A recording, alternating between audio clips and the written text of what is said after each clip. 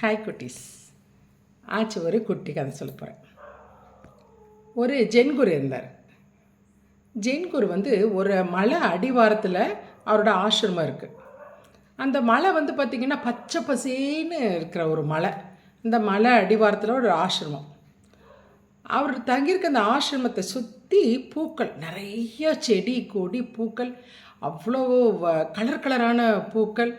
வாசம் எப்படி இருக்கும்? கம கமன்னு வாசம்.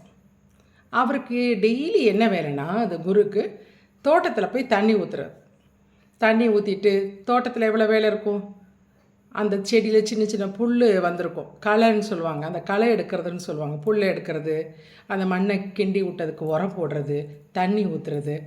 அப்போ தானே செடி நல்லா வளரும். அவருக்கு ரெகுலர் ஒர்க் இது. சரியா? போய் செடிக்கிட்ட நல்லா போய் பேசுவார். நீங்கள் உங்கள் வீட்டில் நீங்கள் அப்பார்ட்மெண்ட்டாக இருந்தாலும் சரி, தொட்டியில் குட்டி குட்டி செடி வச்சு பாருங்களேன். டெய்லி அதுக்கு தண்ணி ஊற்றும் போது பேசுங்களேன், அது வேகமாக வளரும். பூச்செடினா நல்லா பூ பூக்கும். நீங்கள் அதை கவனித்து பாருங்கள், அதை ட்ரை பண்ணுங்கள் நீங்கள். சரியா? அதே மாதிரி இந்த ஜென்குரு பண்ணிகிட்ருக்கார்.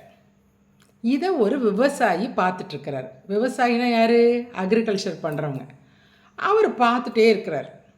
வேகமாக குருக்கிட்ட வர்றார். குருவே, இந்த வேலையை போய் எதுக்கு நீங்கள் செஞ்சிட்ருக்கீங்க? உங்கள்கிட்ட எவ்வளோ சீடர்கள் இருக்காங்க, அவங்கக்கிட்ட சொன்னால் தண்ணி ஊற்றிட்டு போகிறாங்க அப்படின்னு சொல்கிறார். உடனே ஜென்குரு சிரிக்கிறார். சிரிச்சிட்டு, இல்லை, எனக்கு இது ரொம்ப பிடிக்கும், அதனால் இந்த வேலையை நான் செய்கிறேன் அப்படிங்கிறார். அப்படி விவசாயி விடலை. என்ன குருவே நீங்கள் பணத்தை தூக்கி போட்டால் 1000 பேர் வருவாங்க வேலைக்கு.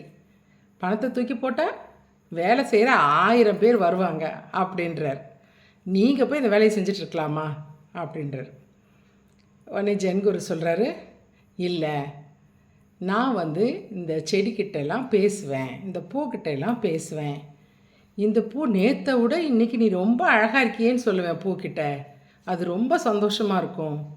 அது மாதிரி குட்டியாக செடியில் பச்சை துளிர் விடும் பாருங்க, இலை குருத்து, அதுக்கிட்டே சொல்லுவேன் நீ ரொம்ப அழகாக இருக்க அப்படின்னு. அதை நான் பேசுவேன், அது விறுவிறுன்னு வளரும் அப்படின்னு சொல்கிறார். உடனே விவசாயிக்கு, என்ன இந்த குரு இப்படி இருக்காருன்ட்டு, என்ன குருவே, நீங்கள் எவ்வளோ பெரிய அறிவாளி, நீங்கள் எவ்வளோ பெரிய ஆள், நீங்கள் எவ்வளவோ ஒர்க் இருக்குது உங்களுக்கு வேலை, அதெல்லாம் விட்டுட்டு தோட்டத்தில் தண்ணி ஊற்றிட்டுருக்கீங்க அப்படின்றார் அவர். எப்படி சொல்கிறாரு பாருங்களேன். அறிவாளி, ரொம்ப அறிவாளி, நீங்கள் வேறு வேலையை பார்க்க வேண்டியதானேன்றாரு. உடனே குரு என்ன சொல்கிறாரு, நான் வேலை பார்க்கல, நான் தியானத்தில் இருக்கேன் அப்படின்றார்.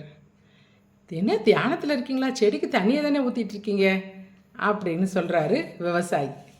இல்லை, நான் செடிகிட்ட தண்ணி ஊற்றும் போது எல்லா செடிக்கிட்டையும் பேசுவேன். நான் ஃபுல்லாக என்னோடய கவனம் முழு கவனத்தோட மனசை ஒருமுகப்படுத்தி இந்த வேலையை நான் செய்கிறேன். அப்படி இருந்தாலே அது பேர் தியானம் தானே. தியானம்னா போய் கோயிலில் மலை உச்சிலெல்லாம் போய் உட்கார அவசியமே கிடையாது. நம்ம என்ன வேலை பண்ணுறோமோ, இப்போ வீடை அழகாக டெக்கரேட் பண்ணுறோம், இல்லாட்டி வீடை சுத்தம் பண்ணுறோம், அது ஒரு வேலை செய்கிறோம்ல, அந்த வேலை செய்யும்போது மனசு ஃபுல் ஈடுபாட்டோடு செய்யுதில்ல, அதுதான் தியானம். எந்த வேலை இருந்தாலும் சரி. இப்போ நீங்கள் ஸ்கூல்லே டீச்சர்ஸ் பாடம் நடத்துகிறாங்க வச்சுக்கோங்க, அந்த பாடத்தை நீங்கள் கவனமாக கேளுங்களேன். அந்த கேட்டோன்னா அதை அப்படியே உங்கள் மனசுக்குள்ளே, உள் மனசுக்குள்ளே, ஆள் மனசுக்குள்ளே போய் நின்றும். அந்த உங்களுக்கு பிடிக்காத லெசனாக இருந்தால் கூட மனசுக்குள்ளே போய் நின்றும். ஏன்னா நீங்கள் உங்களோட கவனம் ஃபுல்லாக அந்த பாடத்தில் இருக்கும். மனசை ஒருமுகப்படுத்தி நம்ம எது செஞ்சாலும் அதுதான் தியானம் அப்படின்னு குரு சொல்கிறார். அப்புறம் தான் விவசாயிக்கு புரிஞ்சது. ஆமாம் குருவே, நீங்கள் சொன்னது எனக்கு ரொம்ப நல்லா புரிஞ்சது, நான் இப்போ மனசே எனக்கு ரொம்ப நிறைவாக இருக்குது அப்படிங்கிறார். நீயும் இந்த விவசாயம் பண்ணுறையில அக்ரிகல்ச்சர், நீயுமே உன்னோட வேலை செய்யும்போது முழு ஈடுபாட்டோட மன நிறைவோடு செய்ய, அதுதான் தியானம். நீ என்ன செயல் செஞ்சாலும் சரி, அது மனசு திருப்தியோடு பண்ணு, முழு ஈடுபாட்டோடு பண்ணு, ரொம்ப கவனமாக பண்ணு, அதுதான் தியானம்னு சொல்லி அனுப்புகிறார். விவசாயிக்கும் ரொம்ப சந்தோஷமாக போகிறார். சரியா குட்டீஸ்? உங்களுக்கு நாளைக்கு ஆச்சு வேறொரு குட்டி கதை சொல்கிறேன்.